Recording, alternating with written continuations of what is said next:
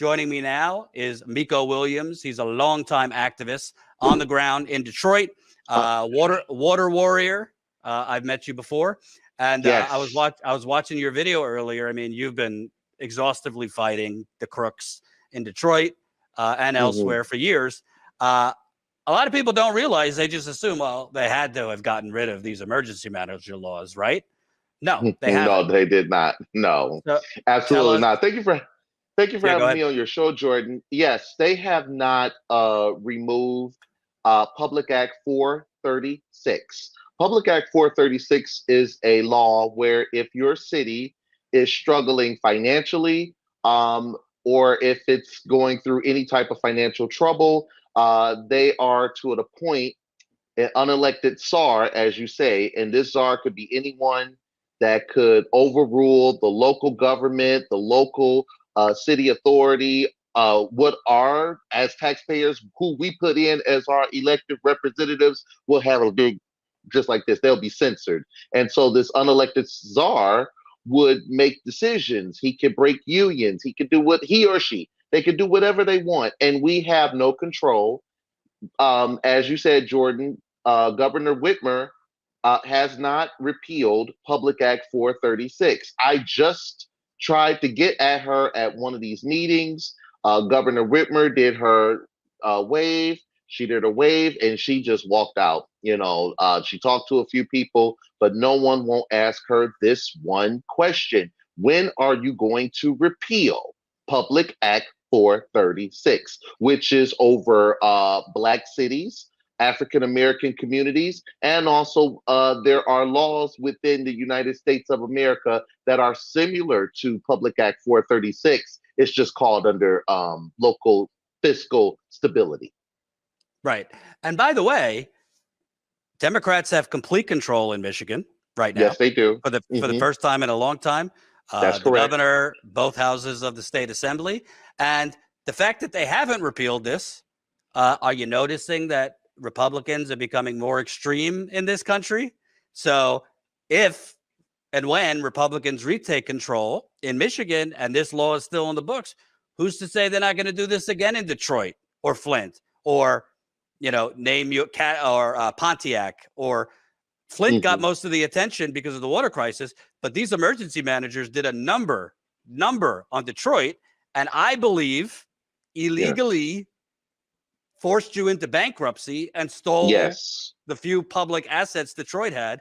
For people that don't know, tell folks what the under emergency management, what they did in Detroit. So emergency manager Kevin Orr in Detroit shut off the water, sold assets, made a contrived statement about bankruptcy and about its citizens that we're dumb, lazy, stupid, happy and rich. If we were happy and rich, Jordan, we wouldn't be in this situation. That ushered in the election of Mike Duggan. Mike Duggan is the unofficial emergency manager, but he could have been the emergency manager. Emails and talks from before have shown that he was considered to be picked because he's a white man from Livonia, and he's also a Wayne County executive, and he's a hack operative, meaning that anything in Detroit could be trusted under Mike Duggan because he's been around longer and things of that nature. But also emergency managers in the city of Detroit have also used, as I said, contrived lies and false statements to bankrupt this city. We are under a memorandum of understanding that our water, the Great Lakes Regional Water Authority, is an illegal entity and it should be disbanded. The Detroit Land Bank, which takes hundreds and thousands of vacant properties and flip it for thousands of dollars or however much they get, that is unfair to Detroiters who have lost their homes and trying to get them back. And then also emergency management in the city of Detroit, Benton Harbor tries to come after our schools. They came after the Detroit Public Schools, split them in two, and now it's the Detroit Public Schools Community District, where it's still facing a shortfall under its Superintendent Nikolai Vitti and the board members. Emergency managers are very dangerous, and the concept of it, emergency management, is dangerous for your community. If they implemented this in a white community, Jordan, them people will be screaming, and you'll see it all on the national news. But in Detroit, Benton Harbor, Flint, Muskegon, Kalamazoo, and also another community, Lincoln Park, which went through a review. Highland Park is also was saved from emergency management. So this is how Governor Whitmer saved her political ass. She wrote the check for Highland Park just so they don't go into receivership. She also designated certain contracting companies to be in charge of Highland Park, but to also work it out with the Great Lakes Regional Water Authority and the city of Highland Park. Mayor Glenda McDonald, this is her first term, and she has not even got, collective bargaining yet from her constituents and from her community. So she had to go in there alone, sign on to the deal, and Highland Park was saved.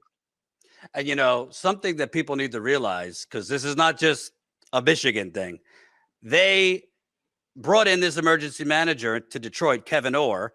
He was a lawyer with Jones Day, which is a law firm that is known to represent a who's who of corporate corrupt corporations. He was a bankruptcy lawyer. And what do you know? They bring in a bankruptcy lawyer to run the city, take power over from the elected mayor and city council, and then, I believe, create a scam that used the residents of Flint as guinea pigs to bankrupt Detroit. And how did they do that? Through the water. One of Detroit's few remaining assets was the Detroit Water and Sewage Department, which was public. It provided Michigan nearly half of its water. And 120 communities. Right. There was no major health. I mean, the water wasn't perfect, but it certainly wasn't poisoned. And Flint was Detroit's biggest customer. So how do you take out Detroit by the knees? Get Flint off of Detroit's system, and then they can't continue. And that's what happened when Flint left, even though the numbers didn't make sense. Flint was going to save money if it stayed on Detroit's water system. But state and local officials came up with bullshit math that they'll be saving money if they go to this brand new water system. So it was this big cabal it's not like an unelected person that you just pluck out of city council meetings and, they're good upstanding citizens that take over as emergency managers. These are corporate lawyers that are basically coming in to help you rob the public assets and privatize it. And they have basically privatized the water. You mentioned the Great Lakes Water Authority. The Great Lakes Regional Water Authority they claim it's a nonprofit entity, but that's a private entity that leases wholesale water to communities. So basically, it's like someone coming up with a gun in your head and saying, "Give me your money or you won't get this," or blah blah blah. But not only that, Jordan, you're right. The lie that was created from Flint, that was told to Flint, is that, Detroit can't manage you any longer. So you have to either pay, and this is the same thing for Highland Park. So they come up with these elaborate lies that you have to pay all of this money. You can't work out no deferment, just like you do corporate customers such as DTE Energy, the Detroit Tigers, Red Wings, Eastern Market, and such that owe these big, gigantic balances of water bill debt that could benefit so that no water won't be shut off in the city of Detroit to a poor single mother with 5 kids. But yet you want to lie. And when I exposed those lies, I was literally arrested. I was literally told I didn't have any proof, but I did show proof. And when I did show proof, they basically denied it. But we know that water is the biggest asset. It's like the blue gold. And that's what they were coming for. They were coming for the water. Now they're coming for the parking and the international revenues. The border crossing, the Windsor Tunnel is one of our biggest assets, sold to a private company into bankruptcy, managed by a private company into bankruptcy. We still don't know who those people are. Our riverfront was leased off in the bankruptcy. I mean, they took away our crown jewel like Belle Isle. It's privatized by state parks, by Rick Snyder. And wouldn't you know it, Jordan, when the Michigan train station opened after 40 years of neglect, they brought Governor Rick Snyder out to the party of the century and revered him as if he was if he saved Detroit in the train station. He did not save Detroit in the train station. He bankrupted us. He was racist by intellectual racism, and he also used our assets and poisoned a whole bunch of children to where they'll never see normalcy ever again.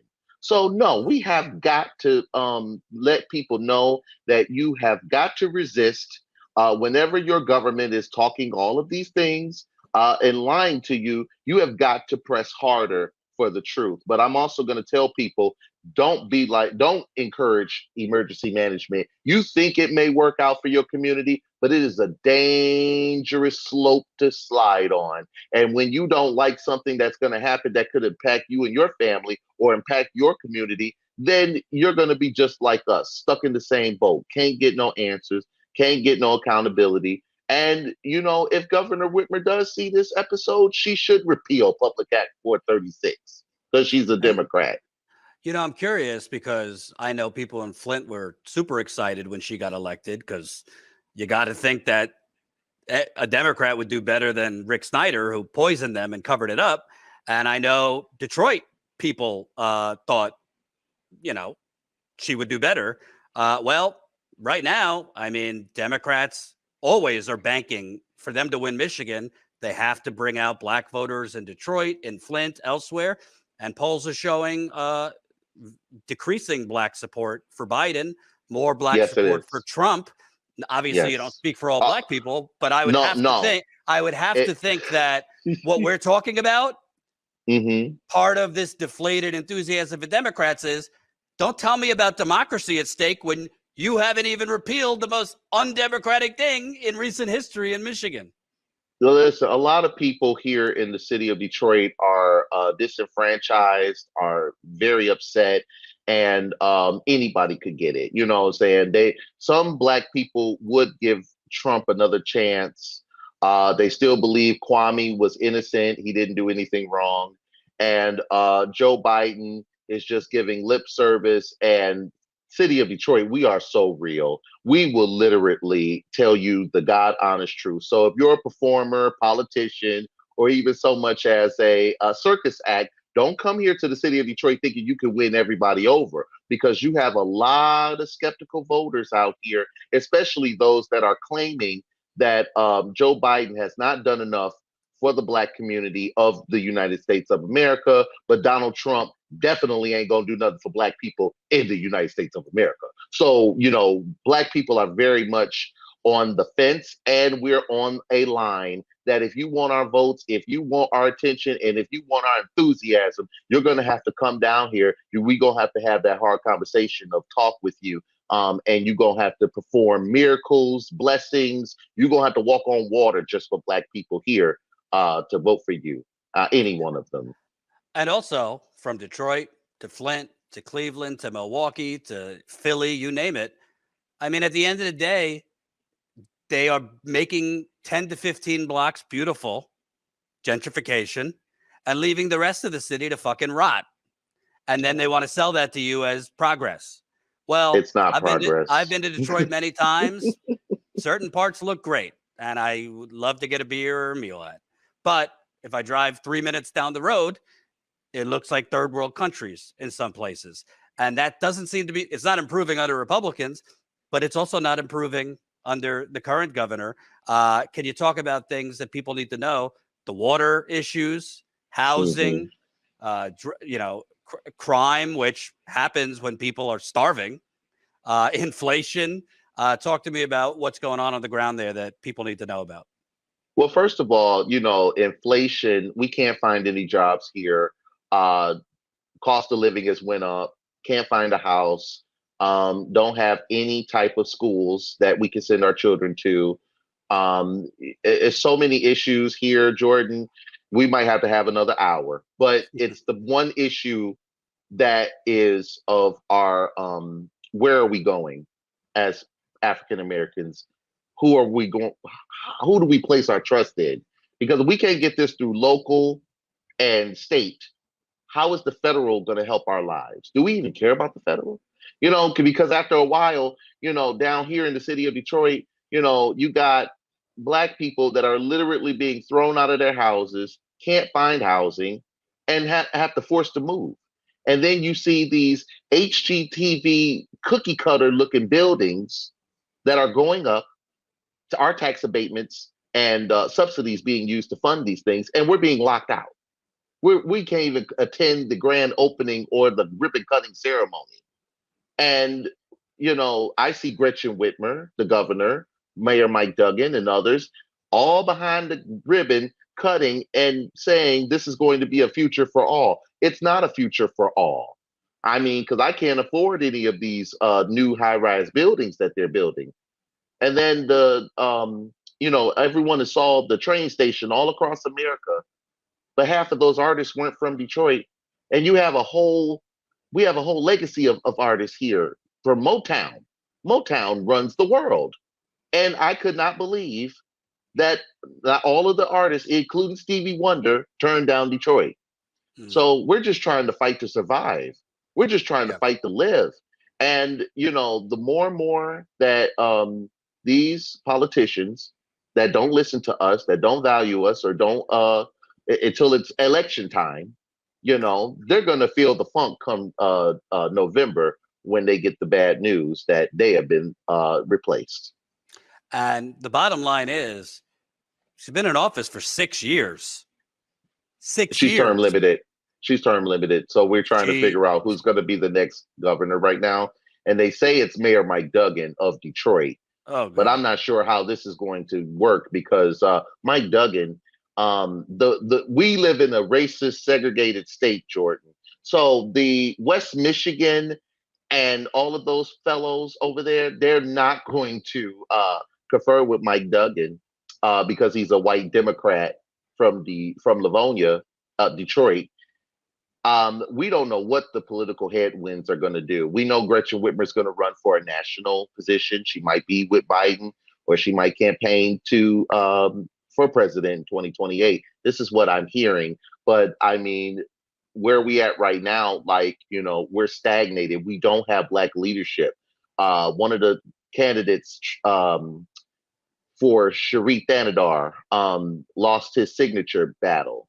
He lost his signature votes, and he doesn't have any signatures. And then Rashida Tlaib's not doing anything.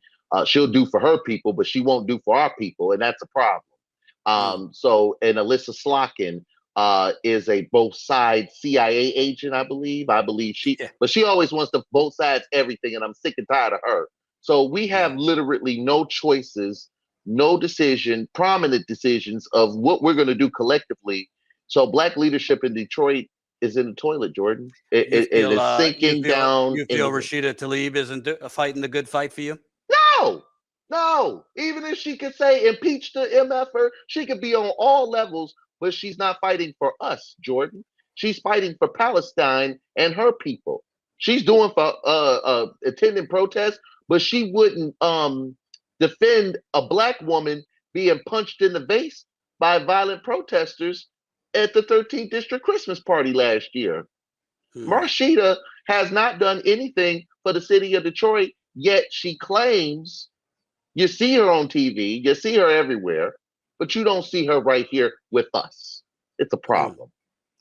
And my last question, what do you think when you see it? Emails, the media, everyone's hyperventilating about democracy. I mean, we're going on like several decades. The Democratic governor has been in office for 6 years. Democrats have controlled the state, I believe, for 2 years now. Yes. This could have been the first thing they repealed. It would have made great politics. It also would have been the right thing to do. Mm-hmm. I have to think they're not doing it so they could reserve the right to use it again, the emergency managers. No, the problem is that they are tone deaf. our Democrats don't hear us, see us, or feel us. So what happens is that they think that it's too hard. They can't get through a majority. Well, they got the majority. We have a first black speaker, Joe Tate. He can repeal Public Act 430. He can bring it to the floor. And we also have a first minority leader, a floor leader, Abraham Ayash. And he knows about Public Act 436. He can bring it to the floor. And also we have Democrats who don't want to be in a dictatorship. Yet emergency management is dictatorship.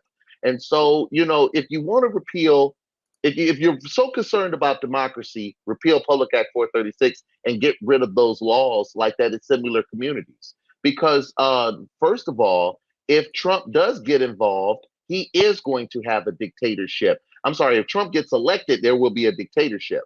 There will be law and order and only do as he say do. And this is taking over Europe and other countries and communities of the world where political parties are fighting each other in the streets, having civil war and things of that nature. No, we are a country that is good. We are a country that is free, and we value our freedoms, liberties, and justice. But I don't know anymore, Jordan, because my democracy can be snatched away at any moment. They could pull out a law from 1800 something and could make us slaves again. If they did it for abortion, they could do the same thing. They could take away our rights as free peoples, and it would be chattel slavery under all of us. But you know who all be a slave to, Jordan? China. China will come in and they will own all of our asses, lock, stock, and barrel, and there's nothing anyone could do about it, Trump or any world power. So we have got to maintain our standing. Now, I'm sorry to say this, but we have to keep the call of the chair the call of the chair. The call of the chair is democracy and freedom. The call of the chair is liberty. The call of the chair is making sure that everybody else in the world is straight, so that they rely on us. So we may need to keep and we'll make Biden we'll force Biden to bow down and to listen to us and to do what we say do. I can't blame him 100% when I can blame his aides, I can blame his campaign staff, I can blame all of the people that he has around him, that this vision of yours, Mr. President, may not be the vision of everyone else that is suffering difficulty right now, experiencing life as we know it. Yeah. And a viewer said they could absolutely do the same thing for LGBTQIA. Absolutely, well. Yes. And the LGBTQIA needs to stand up and they need to do whatever they can to do to save our democracy. Because 9 times out of 10, when it comes down to marginalized groups like Black people, women, we're going to end up saving this election. Thank you, sir, for joining us. I'll be in Flint, Detroit area when my book comes out in August. So hopefully I see you. And yes, I am going to pre-order. I'm going to pre-order your book, and I can't wait to see you, Jordan. You are the best journalist that gives a damn, has the facts, do your research, and you also cover with compassion. I'm very happy to say you are my friend. Thank you, sir. I appreciate that. All right.